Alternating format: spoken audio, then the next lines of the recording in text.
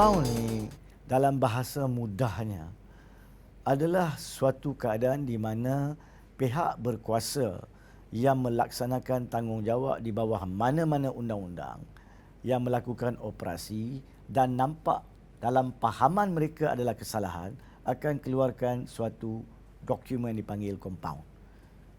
Dalam bahasa biasanya ia adalah pertuduhan. Tapi pada masa itu bila compound dikeluarkan, ia memberi pilihan kepada orang yang menerima compound. Kalau awak mengaku bahawa awak melakukan kesalahan, maka boleh dibayar jumlah yang dinyatakan dalam compound dan selesai. Tidak akan ada pendakwaan. Tapi sekiranya dalam dua keadaan lain, iaitu jika awak tak mengaku awak bersalah, ataupun jika awak percaya bahawa jumlah yang dinyatakan dalam compound itu tidak mampu awak bayar dan awak nak minta rayuan daripada pihak mahkamah, maka sebenarnya compound jika tidak dibayar akan disusuli dengan tindakan mahkamah. Jadi rakyat di luar disarankan dan perlu faham bahawa apabila pihak KKM ataupun pihak berkuasa lain seperti polis mengeluarkan compound, itu tidak bermakna awak bersalah. Itu cuma adalah tawaran kepada awak untuk menjimat masa awak dan untuk mengelakkan daripada perlu pergi ke mahkamah, membayar jika awak setuju. Tapi jika awak tak setuju, tak bermaksud awak akan dirotan. Tidak bermaksud awak akan diberi hukuman lain. Atau tidak bermaksud rumah awak akan dirubuh atau kenderaan awak dipecah. Ini rakyat kena faham. Seperti mana dalam keluarnya kes-kes road traffic contohnya. Apabila kita ditahan di roadblock dan pihak polis mengeluarkan saman sebab membawa kereta di atas hal laju yang ditetapkan di lebuh raya. Pada masa itu kalau kita baca saman itu dinyatakan nak selesaikan boleh diselesaikan dalam tempoh tertentu. Dan jika tak setuju, maka boleh pergi ke mahkamah pada tarikh-tarikh tertentu. Jadi, kalau kita tak setuju, kita tunggu pendakwaan di mahkamah. Dan dalam kes road traffic, kita akan pergi ke mahkamah.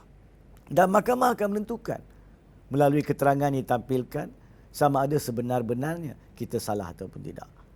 Jadi, pokoknya di sini, untuk mereka yang telah melihat borang compound di bawah PKP Akta 342/1988. Cuba lihat perengan 3.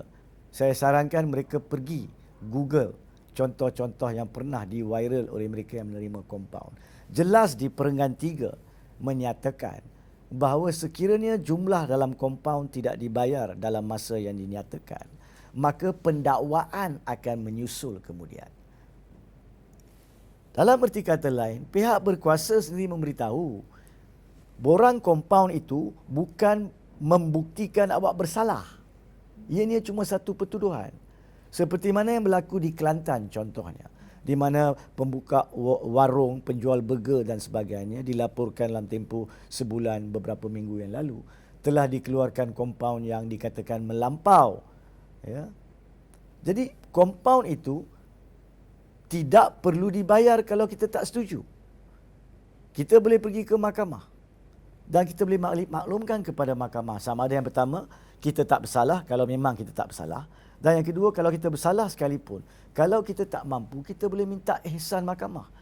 Contohnya, kalau seseorang itu adalah seorang penganggur, dibuang kerja masa PKP untuk tempoh lebih setahun ini dan mempunyai 4 atau 5 orang anak, dia boleh bagi maklumkan kepada mahkamah. Mahkamah, sekiranya saya diberi hukuman denda 10,000 ataupun 5,000 pun, saya tak mampu.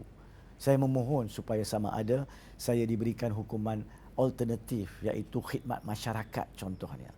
Bagi saya, kekilafan di sini adalah ketidakfahaman rakyat tentang apa itu compound. Rakyat menganggap compound adalah keputusan mahkamah. Sedangkan yang memberi compound tu bukannya mahkamah. Ianya bukan mahkamah bergerak. Ianya merupakan pihak berkuasa yang melaksanakan tanggungjawab mereka untuk pematuhan undang-undang tersebut. Dan dalam pahaman mereka, pada masa penglihatan mereka, ianya adalah kesalahan.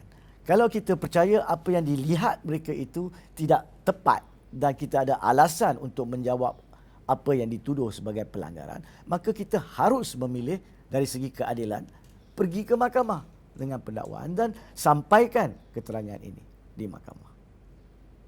Ya.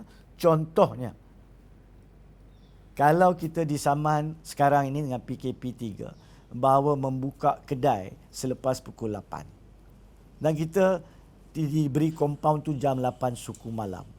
Katakanlah ada kecemasan yang berlaku sebenarnya. Memang kita tutup pukul 8 malam.